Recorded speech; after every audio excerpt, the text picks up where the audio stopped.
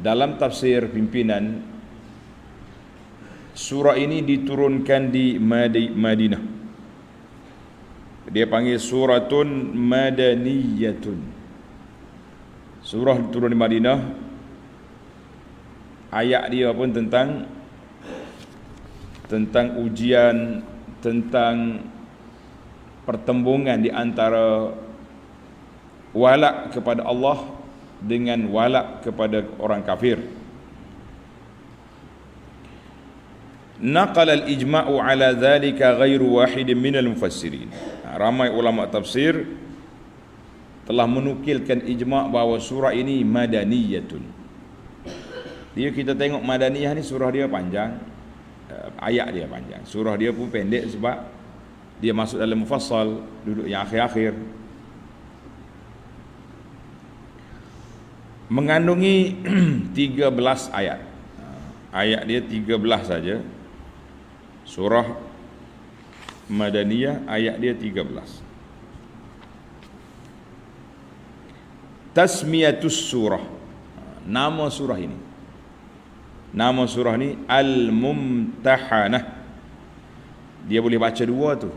Al-Mumtahanah dengan baris atas ta Al-Aha, ataupun satu lagi bacaan dia Mumtahinah. Mumtahanah, Mumtahinah. Kalau kata Mumtahanah yang masyhur itu maknanya perempuan yang diuji iman dia. Apa dia maksud perempuan yang diuji imannya itu? Kerana pada ayat 10, Allah Subhanahu wa taala memerintahkan orang Islam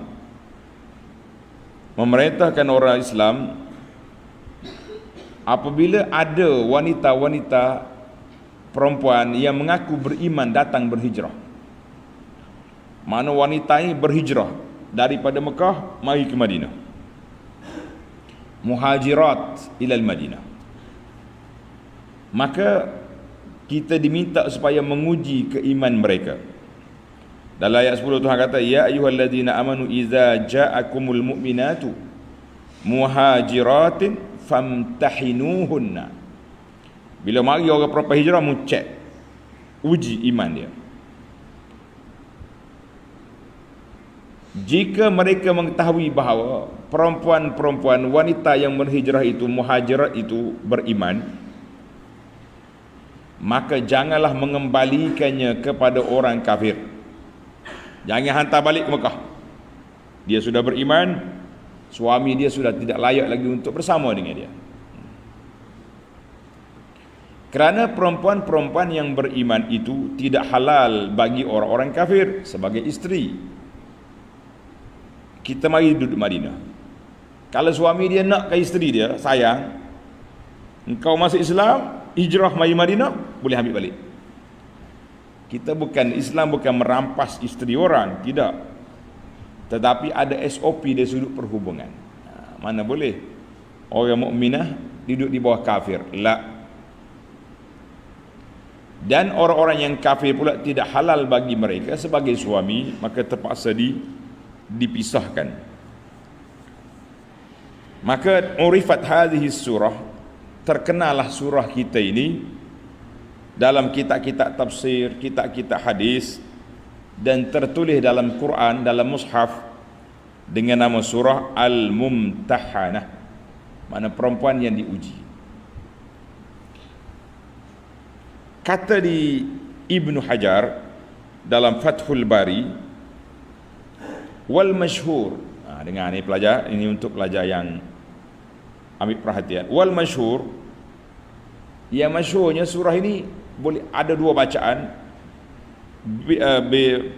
fathul ha, mumtahanah, itu ha bagi atas. Waqad tuksar, boleh juga mumtahinah, makna lain tu. Wa bihi jazama as-Suhaili. Kalau kita baca bagi hatah mumtahanah, iaitu sifatul mar'ah, sifat perempuan yang diuji iman dia. sebab turun surah ni pun dengan sebab ni. Siapa dia nama dia? Yang masyhurnya nama dia Ummu Kalthum bintu Uqbah bin Abi Mu'aid. Ummu Kalthum binti Uqbah bin Abi Mu'aid. Uqbah bin Abi Mu'aid ni kepala besar lah di Mekah tu, tapi anak dia mari hijrah. Baik, kalau kita baca baris bawah, Mumtahinah wa man kasara, siapa dia? Bawahkan baris. Mumtahinah ja'alaha sifatan lis-surah, dia jadi sifat pada surah ini. Surah ini surah menguji. Surah menguji iman orang berhijrah, wanita berhijrah. Kalau kata mumtahana, perempuan yang diuji. Kita boleh baca dua-dua lah, tetapi yang baris atas itu lebih masyhur. Intisari kandungan surah Mumtahanah ini melarang orang-orang Islam menjadikan orang kafir yang memusuhi Islam sebagai teman rapat. Jangan jadi tali baru kepada kafir, sehingga dengan jalan itu dapatlah mengetahui rahsia-rahsia pihak Islam. Wahai orang-orang yang beriman, janganlah jadikan teman rapat mana-mana kaum yang dimurkai oleh Allah Azza wa Jalla.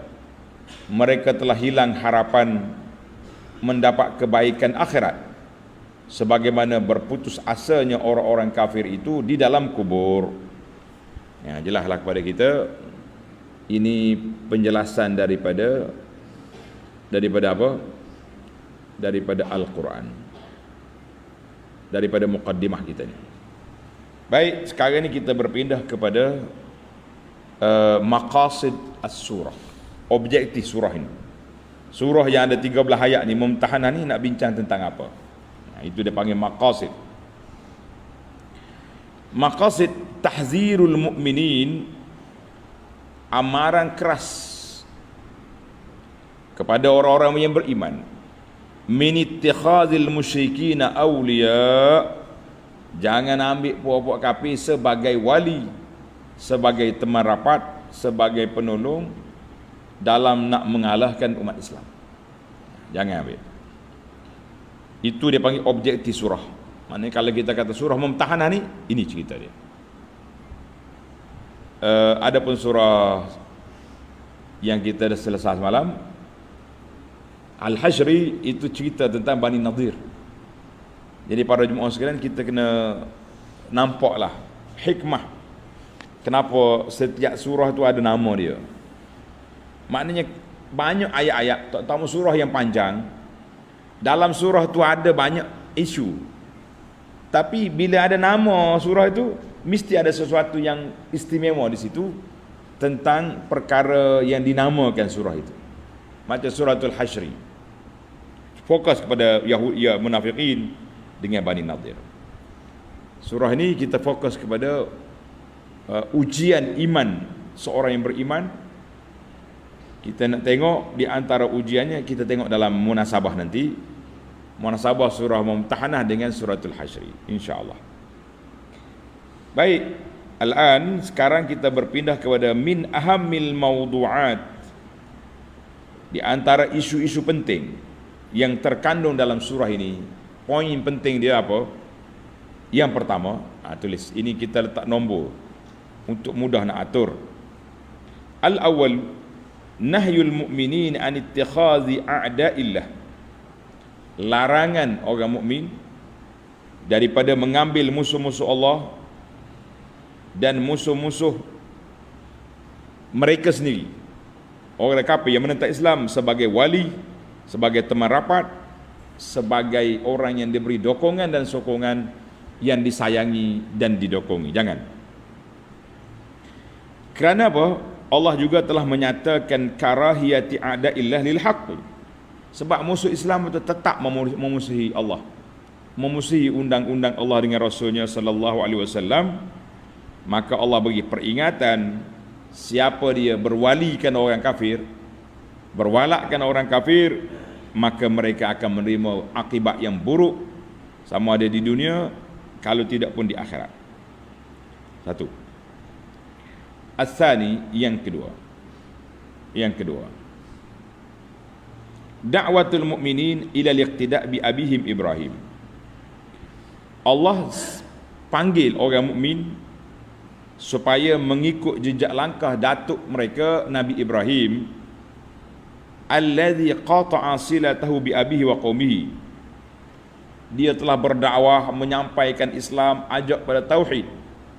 Setelah tidak berjaya, maka Ibrahim putuskan hubungan dari sudut perhubungan perjuangan dengan ayah dia, dengan kaum kerabat dia. Ada lawan terus, kerana mereka berterusan kerah kepala nak jadi kafir. Makanya kita kena belajar dakwah dulu, jangan balas dulu. Jangan ini kita pasal nak balas dulu baru dakwah lah, tak jadi dah lah. Dakwah dulu baru kelahi. Yang kedua, salisan, bisyaratullahi lil mu'minin bi jam'i syamlihim bi aqaribihim. Allah Ta'ala bagi khabar gembira kepada orang beriman, kamu dakwah, kamu berjuang, insya-Allah Allah Ta'ala akan kumpulkan balik keluarga kamu yang berpecah. Sama ada berpecah tu kerana ideologi, kerana pegangan, atau kerana terpisah dari dihalang oleh Quraisy daripada hijrah. Wa husulil mawaddah, dan akan terhasilnya kasih sayang di antara mereka dengan cara Allah Ta'ala beri hidayah kepada keluargamu, dia masuk Islam juga. Kadang-kadang lambat, bukannya cepat. Fakta yang paling senang untuk kita ingat, saya selalu ulang cerita ni satu ya, supaya tuan-tuan boleh ingat dah fakta. Antara Islamnya Abu Sufyan dengan Islamnya anak-anak dia, berapa lama beza? Abu Sufyan masuk Islam setelah pembukaan kota Mekah. Pada pembukaan kota Mekah, Fathu Mekah, tahun 8. Anak dia Ummu Habibah Ramlah binti Abi masuk Islam awal, sehingga Nabi ambil dia sebagai isteri. Mudah-mudahan Abu Sufyan lembut, ini menantu aku ni, anak aku duduk bawah dia, takkan nak lawan juga. Itu kan. Baik. Rabi'an, yang keempat, bayanu ar-rukhsah fi husni muamalatil kafarah. Allah nyatakan kelonggaran, boleh kita berinteraksi dengan orang kafir yang tidak memusuhi Islam. Lam yuqatilul muslimina qitala adawatin fid din. Mereka tidaklah memusuhi Islam dan tidak mengeluarkan orang Islam daripada kampung halaman dia. Jadi hak kafir ni boleh berkawan dengan dia. Kena pilih kafir lah juga. Bukan semua kafir tak boleh berkawan. Yang kelima, tafsilu ahkamin nisa, detail hukum wanita yang datang mukminat beriman kepada Nabi sallallahu alaihi wasallam setelah mereka berhijrah meninggalkan suami mereka yang kafir. Mari sini kita semak dia punya kedudukan, kita cek tahap keimanan. Kalau betul dia beriman, kita letak di Madinah, tak hantar balik ke Mekah, dan kita tunggu apa reaksi suami dia. Suami dia sayang bini, mari Islam, ambil balik binimu. Kita bukan nak khianat, bukan nak putuskan, tapi akidah berlainan, tidak boleh duduk sebantal. Sadisan, yang keempat, Allah Ta'ala perintahkan Nabi Yahu sallallahu alaihi wasallam bimubayatin nisa. Allah Ta'ala perintahkan Nabi buat ikat setia dengan wanita. Wa akhdhil uhudi alaihinna bi ta'atillah, dan Allah Ta'ala ambil perjanjian kepada wanita-wanita itu supaya taat kepada Allah Ta'ala, taat kepada Rasul, dan menjauhkan diri daripada semua perkara yang diharamkan, yang dilarang oleh Allah. Jauh diri, jangan duduk dekat. Dia panggil mubayatun nisa. Nabi kita bila bai'ah dengan wanita, dia tak salam. Kita hari ni bila sebut masalah salam dengan wanita, ala isu kecil je tu, duk besar-besarkan benda kecil. Tapi kalau jadi budaya, lama-lama jadi besar. Jadi benda yang macam ni diperjelaskan. InsyaAllah kita akan detailkan bila sampai ke ayat dia nanti, insyaAllah. Sebab ada setengah ustaz ni, dia tengok angin.